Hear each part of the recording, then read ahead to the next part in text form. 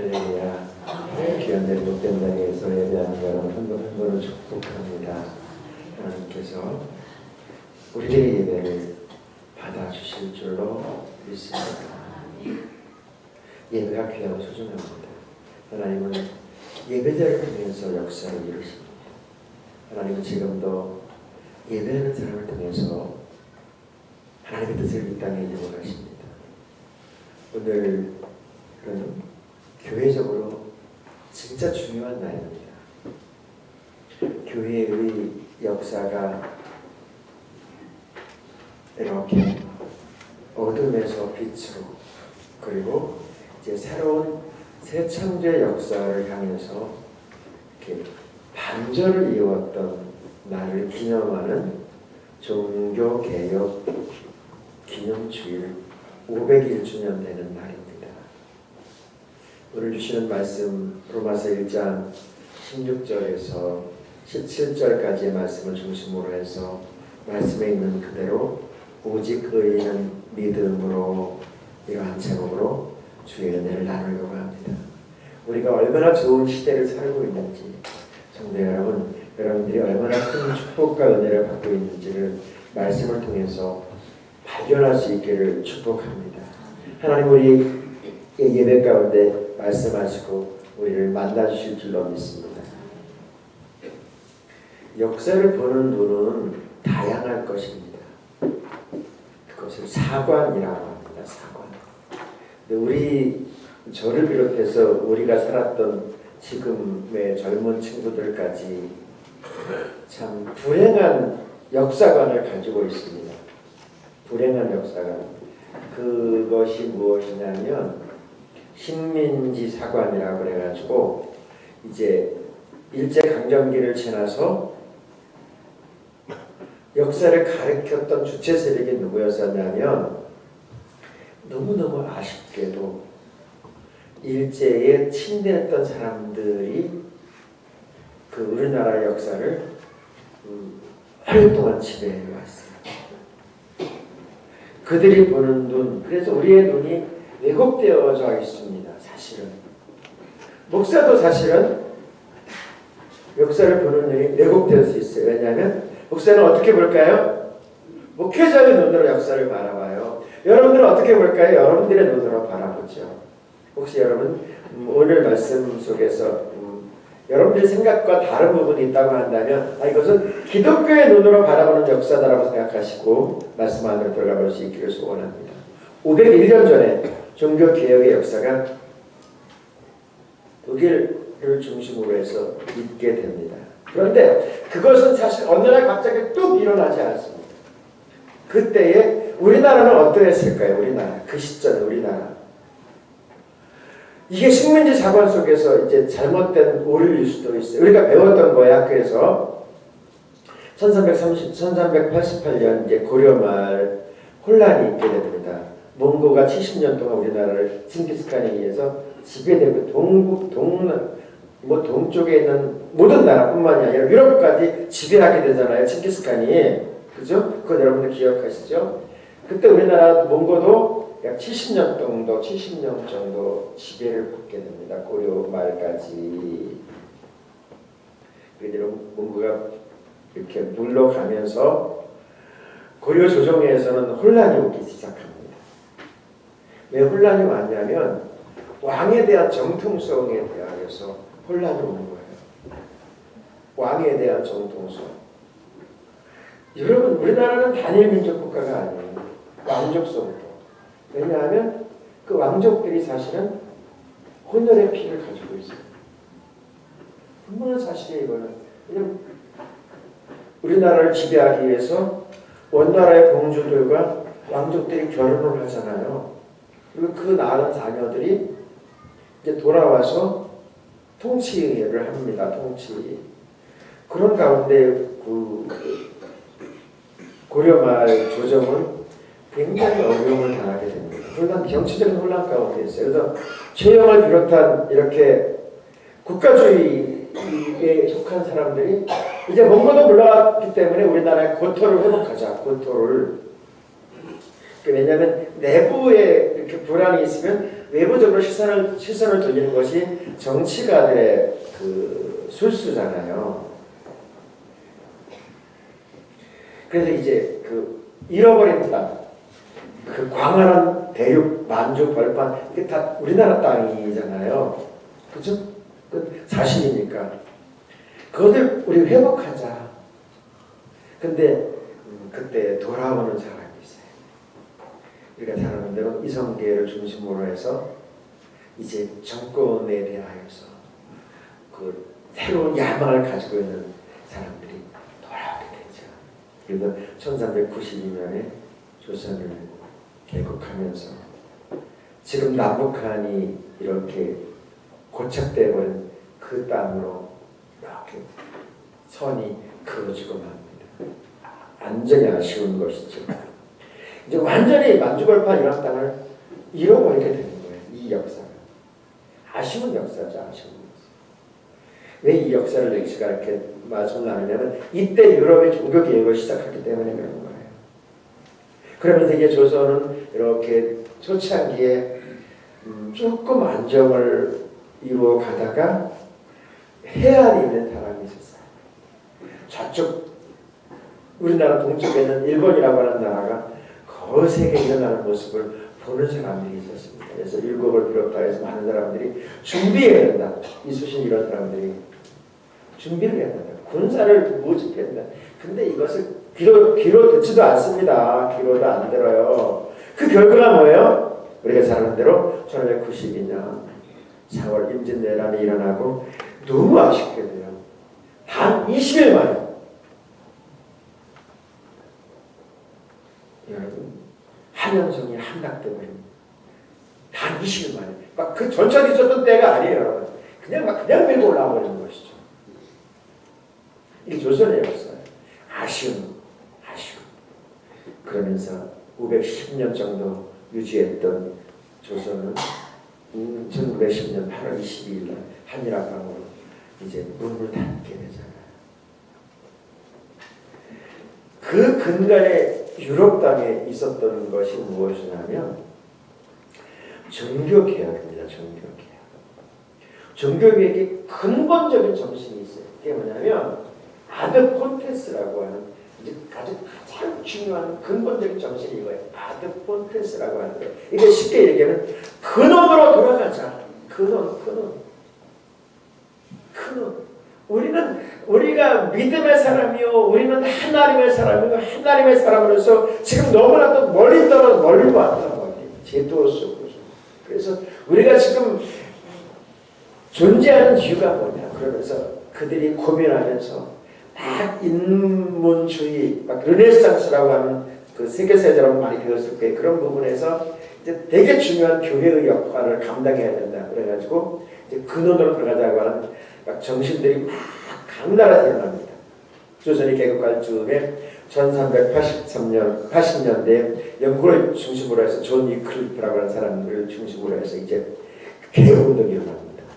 그 개혁운동이 우리가 너무 잘 아는 대로 성공회라고 하는 그 한 축계 교회의 개혁 교회가 생겨나죠. 체코가 되게 중요해요. 체코가 왜 중요하냐면 1517년 종교개혁 전에 100년 전에 이미 양후수라고 하는 사람, 이제 우리가 많이 잊혀져 있는데 잊혀질 수밖에 없었던 이유가 있어요. 100년 전에 획기적으로 이제 깃발을 올립니다. 로마 교황으로 인하여서 제도된 이 부분은 잘못됐다. 이거는 개혁되어져야 된다. 말씀으로 돌아가야 된다. 말씀이 진리다. 말씀으로 구원받는다라고 하는 것을 강력하게 외치기 시작합니다.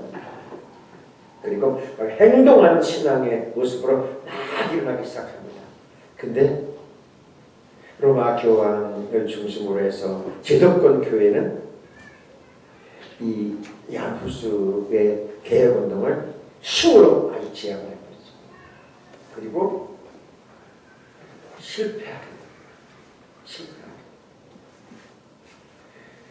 실패하기 때문에 사실은 이게 이제 역사에 보면 제1의 종교개혁을 하는데 이게 실패하게 돼요. 그러므로 말미암아 이제 우리가 잘 아는 대로 500년 전에 루터의 종교개혁이 다시 한번 일어나서 세상 속에 이렇게 문을 활짝 열게 됐죠. 문을. 그런 사람들이 1517년 10월 31일, 그러니까 10월 마지막 주일을 종교개혁 주일로 지키는 이유가 그거예요. 마틴 루터가 자기가 이제 사역하고 있는 비텐베르크 대학 정문에다가 지금 교회가 잘못된 부분에 대해서 95개의 조문을 쫙 하나하나 쫙 이렇게 만들어가지고 거기 게시를 하기 시작합니다. 근데 여러분 이게 왜 성공했냐면 당시에 인쇄술이 발전하게 됩니다. 인쇄술. 그래가지고 이 기록한 이것이 단 한 달 만에 한 달 만에 전 유럽으로 쫙 호에 이렇게 호에 우리 호에 알죠? 나이 드신 분은 알까? 호에 유인물로 쫙 돌게 됩니다. 전 유럽으로. 그러면서 사람들이 맞아. 우리는 지금 새로워져야 돼. 우리는 변화돼야 돼. 이대로는 안 돼. 라고 하는 생각들이 그냥 사람들 평면에까지 가슴속으로 확 들어가게 됩니다. 그래서 종교개혁의 깃발이 그냥 불일듯이 일어나기 시작하죠. 나름대로 종교개혁은 세 종류의 부류에서 시작이 되고 또한 이것이 진행되기 시작합니다. 독일을 중심으로 루터파, 루터를 중심으로 종교개혁의 깃발을 일구었던 루터파, 그 다음에 개혁파가 있어요. 스위스, 제네바, 그리고 찌빙글리 이런 사람들을 중심으로 한 이제 개혁파. 나중에 칼빈이 이 이론을 거의 완성하게 되지요. 그 다음에 성공회를 중심으로 영국 이런 부분들로 쭉 개혁 역사가 일어나서 우리까지 이렇게 정말 자유스럽게 예수를 믿을 수 있는 기회가 문이 열려지고 스위스에 가면 이제 찌빙글리가 되게 중요해요. 왜냐하면 이 사람은 개혁파 중에서도 진짜 개혁파예요. 완전히 이거는 완전히 개혁의 선대에 서가지고 교회 안에 성상들을 다 부숴버립니다. 십자가를 다 떼어버립니다. 그리고 오늘 우리가 드리는 이 예배의 형식을 만들어가요. 이 예배의 형식. 설교 중심의 예배. 그리고 투쟁하고 막 나가서 싸우는 이런 일들을 막 진행하죠. 여러분들이 여기 참여하시는 분은 이 부분들을 경험하게 될 거예요. 근데 그리고 제네바를 중심으로 해서 이제 이론적으로 완성이 됩니다. 그 사고 체계가 이론적으로 완성되지 않으면 그것은 오래가지 않습니다. 왜 중요하면 우리가 장로교잖아요. 장로교의 기본 틀을 완성한 사람이 누구냐면 요한 칼빈이라고 하는 사람이죠. 기독교 강로. 그래가지고 이론적인 틀을 완전히 세우게 됩니다. 스위스에서 계속해서 그 시의 설교자로 세워져가지고 말입니다. 그 사람은 스위스 사람은 아니에요. 프랑스 사람이에요. 종교개혁이라고 하는 부분에 대해서 세 가지 틀이 있습니다. 이 부분 우리가 좀 공부하고 가야 돼요. 그 틀이 뭐냐면 1500년 동안 유럽을 장악하고 있던 그 교회라고 하는 부분, 가톨릭이라고 하는 부분에서 그들이 했던 것, 그것이 뭐예요? 교황, 그리고 교황의 서신, 이런 회의, 그 다음에 선언문, 이런 것이 아니라는 것이죠. 무엇으로요? 아드푸트스라고 하는 말씀에서 개혁 정신이 있었던 것처럼 오직 성경으로만 구원을 얻을 수 있다는 것. 오직 성경으로 돌아가야 한다고 하는 부분이 종교개혁의 첫 번째 정신이 성경으로. 여러분, 하나님의 말씀이 필요합니다. 말씀을 붙잡아야 됩니다. 말씀에서 우리가 생명을 얻고 살아가야 될 줄로 믿습니다. 두 번째, 오직 믿음으로 하고 하는 것. 어떤 행위와 행동이 아니고 믿음으로. 왜냐하면 그 당시 지금도 가톨릭에 가면 그런 것이 있는데요. 어떻게 우리가 구원을 받고 천국 가려고 하면 선한 일, 착한 일을 많이 해야 된다고 하는 이야기를 합니다. 선을 해내야 된다고 이야기해요. 공덕을 쌓아야 된다고 하는 이야기를 많이 합니다. 그런데 그런 식으로는 구원을 얻을 수 없다고 하는 부분이 말씀에 담겨져 있어요. 그런데 이 믿음마저도 하나님이 주셔야 되는 거예요. 여러분, 믿고 싶다고 해서 믿어지는 게 아니에요. 정말 많은 사람들이 있지만 믿으라고 해서 믿지 않습니다. 안 믿어지는 것은 방법 없습니다. 안 믿어. 여기 앉아서 예배하는 사람들 가운데도요, 안 믿어지는 사람이 있어요. 안 믿어지는 사람. 어떻게 믿어라고요? 눈에 보이지 않는데, 내 귀에 들리지 않는데, 나 만져보지도 않는데 어떻게 믿어라고 이야기해요. 맞아요. 우리 눈에 보이지 않습니다, 하나님. 우리의 귀에 들리지 않습니다, 하나님의 소리가. 우리 손에 만져지지 않습니다. 그런데 여러분, 어떻게 믿을 수 있을까요? 은혜로 믿는 거예요. 여러분, 이거 종교개혁의 틀이고 정신입니다. 하나님께서 이러한 정신을 가지고 우리에게 말씀합니다. 사랑하신 여러분, 우리 하나님께서 주시는 그 틀을 생각하면서 찬양하나 하고 이제 오늘 말씀으로 들어가기로 합니다. 오늘 우리는 종교개혁 501주년 주님의 날 예배를 드리고 있어요. 오직 의인은 믿음으로, 오직 의인은 믿음으로. 한 사제가 있었습니다. 한 사제. 수도사죠, 수도사. 수도사는 죄하고는 관계없는 삶을 살 수밖에 없어요. 왜냐하면 하나님의 헌신하기로 다짐했기 때문에 결혼을 안 했기 때문에 자녀도 없고요. 또 하나님께 헌신했기 때문에 재산도 필요 없어요. 먹을 것 다 주니까요. 그리고 또 세상 명예도 다 버렸기 때문에 그냥 수도원에서 말씀 보고 기도하고 조금 일하면 그것으로 다 된 삶을 사는 거예요. 그런데 그는 눈을 뜨면 자신의 죄악들이 자꾸만 떠오르는 거예요. 그래서 이제 달려갔어요. 가톨릭에서는 주로 죄 지으면 뭐 하냐면 고해성사라는 걸 해요. 그래서 고해성사 사제해가지고 선생님, 저 이러이러한 죄를 졌어요. 그럼 이제 사제가 내 죄가 사해졌더라. 그럼 또 나와요.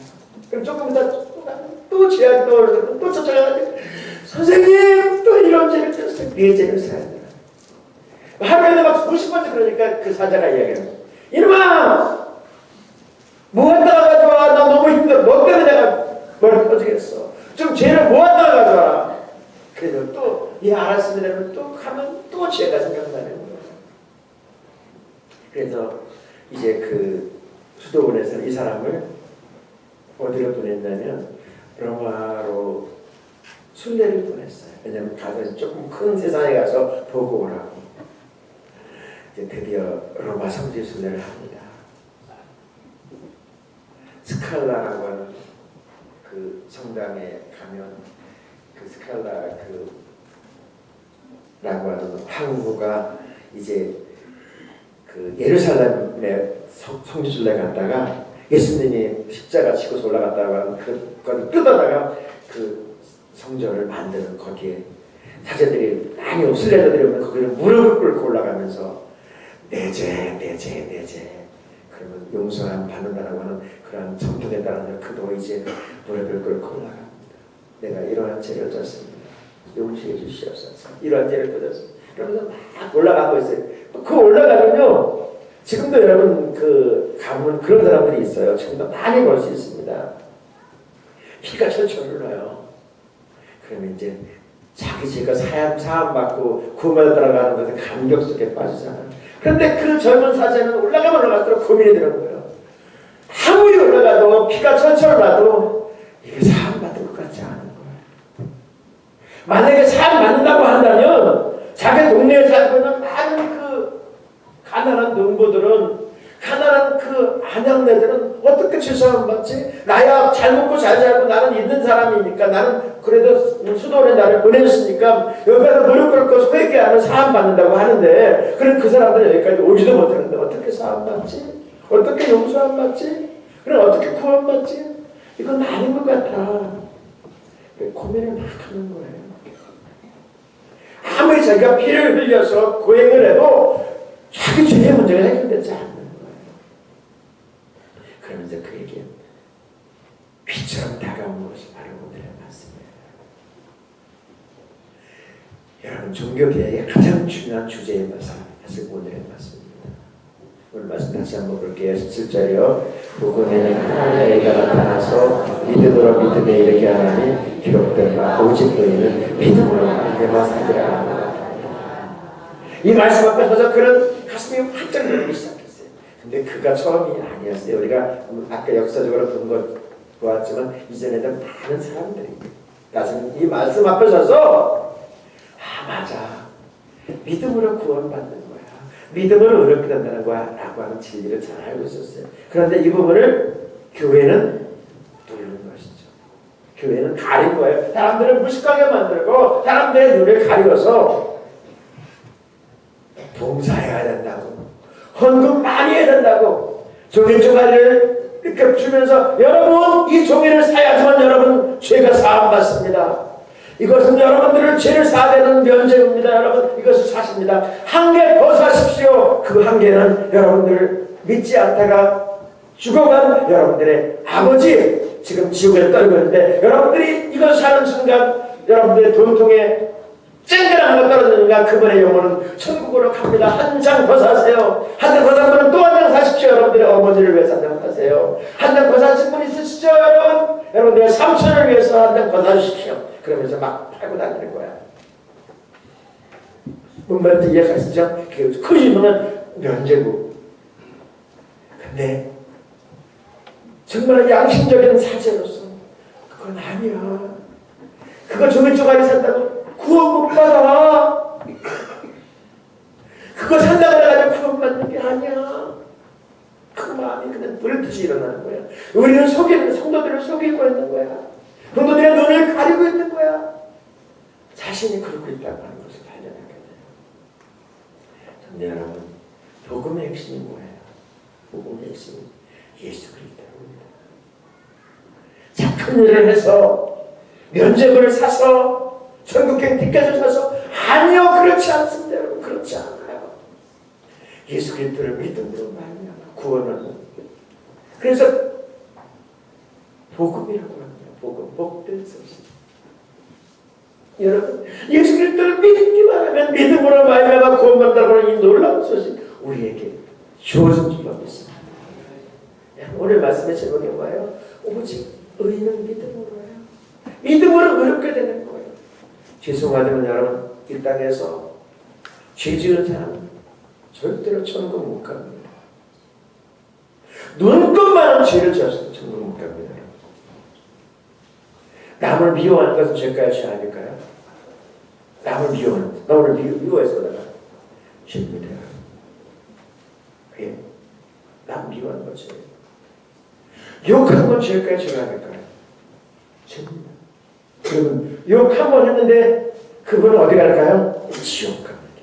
죄송합니다. 내가 천국 간다고 못 해드리겠어요. 저는 목사이기 때문에. 저는 그래도 하나님 앞에 발을 벗고 싶어요. 티끌만한 죄를 졌어도 바로 지옥 갑니다. 여기서 지금 자꾸자꾸 죽어서 하나님 말씀 안 듣는 것도 죄일까요? 죄가 아닐까요? 여러분들이 판단하세요.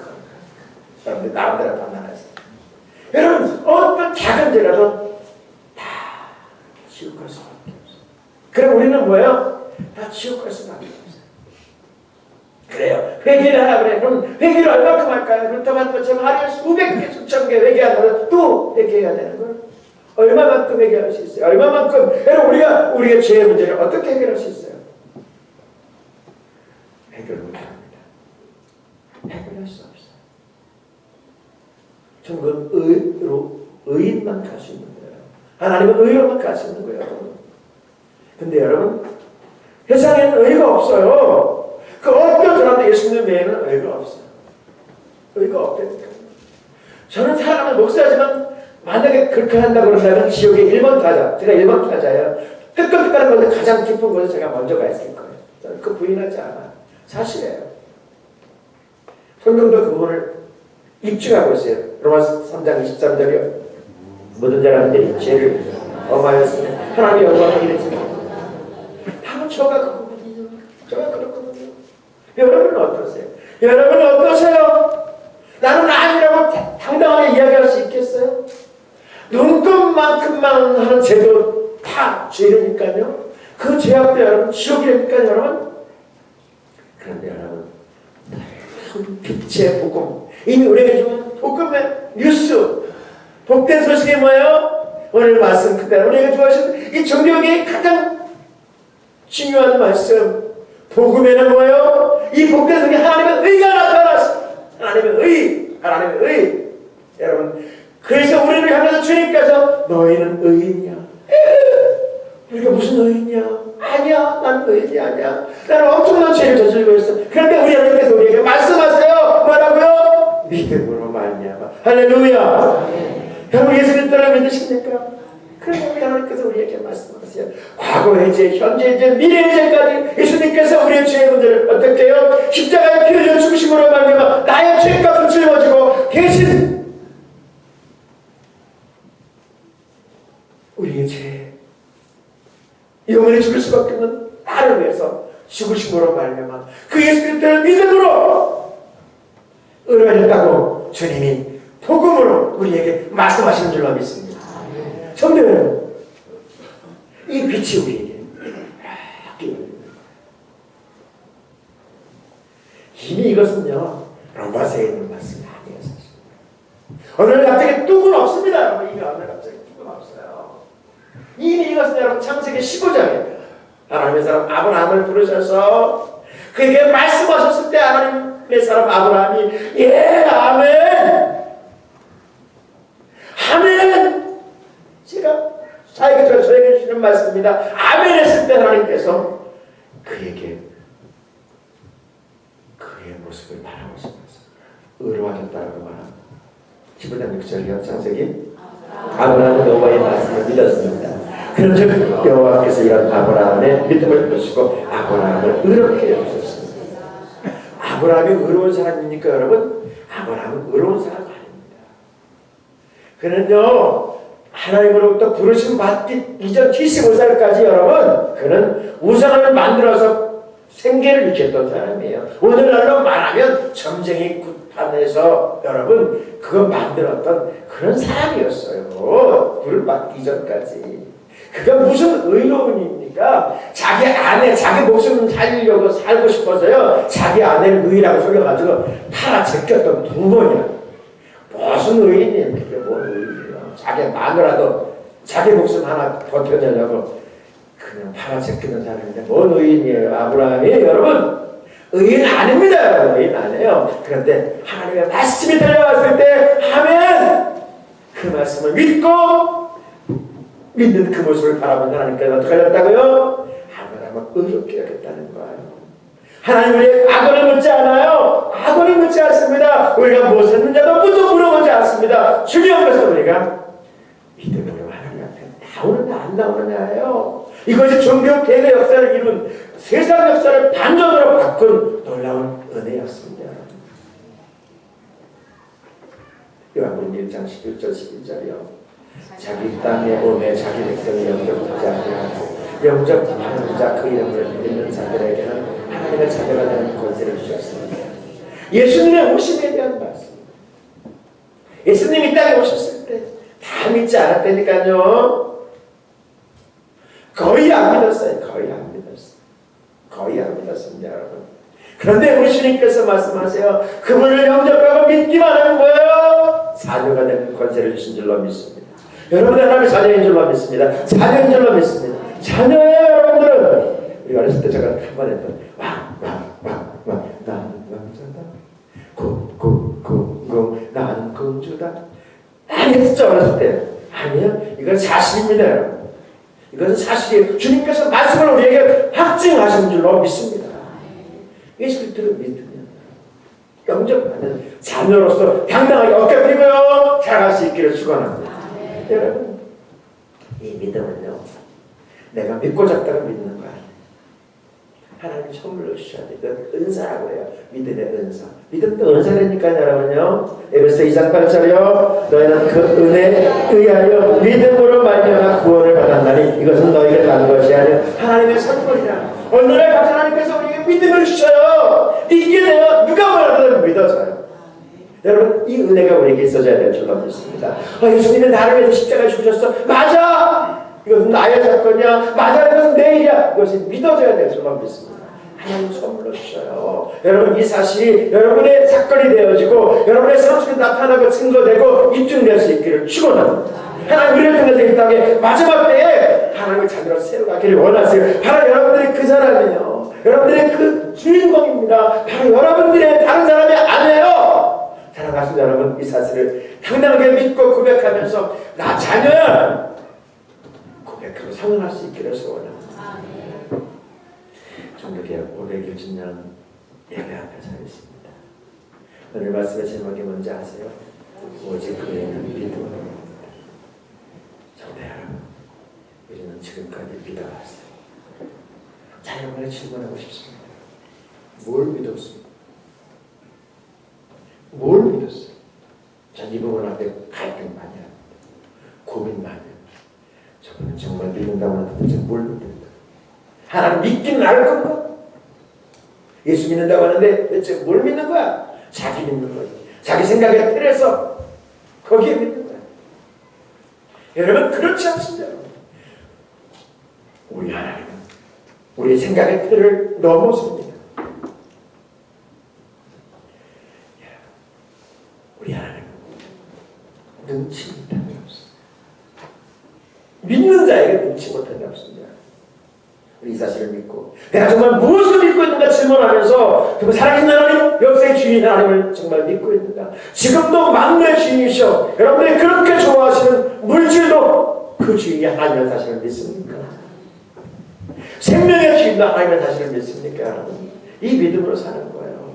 내가 억지로 내가 막 죽지 못해서가 아니고 하나님의 은혜로 믿음으로 사는 것, 이것이 하나님께 저와 여러분이 요구하시는 하나님의 놀라운 은혜인 줄로 믿습니다. 말씀 볼게요. 로마서 3장 28절이요. 우리의 구원은 선한 일을 한다고 되는 것이 아니라 그리스도를 믿는 믿음으로만 가능한 것입니다. 할렐루야! 사랑하는 여러분, 우리 하나님께서 우리에게 말씀하십니다. 선한 일, 착한 일 해야 합니다. 봉사하고 구제해야 합니다. 그러나 여러분, 더 중요한 것 정말은 믿음으로 해야 합니다. 믿음으로 하지 않으면 어떻게 되는지 아세요? 어떻게 되는지 아세요? 알아주지 않으면, 박수 쳐주지 않으면, 격려해주지 않으면, 칭찬해주지 않으면 입이 이만큼 나가지고 내가 이렇게 하면 안 알아줘? 내가 누군데 나를 안 봐줘? 그러면서 시험 들고요. 무너집니다. 그러나 여러분, 믿음의 눈으로 하나님을 바라봅니다. 나 같은 죄인 살려주신 주님의 은혜, 나의 생명을 지켜준 주님의 사랑, 여러분 그것을 알게 되면요 차라리 안 하는 게 훨씬 더 좋습니다. 여러분 안 봐요. 왜요? 하나님이 도와주시거든요. 하나님이 알아주시면 그걸로 족하거든요.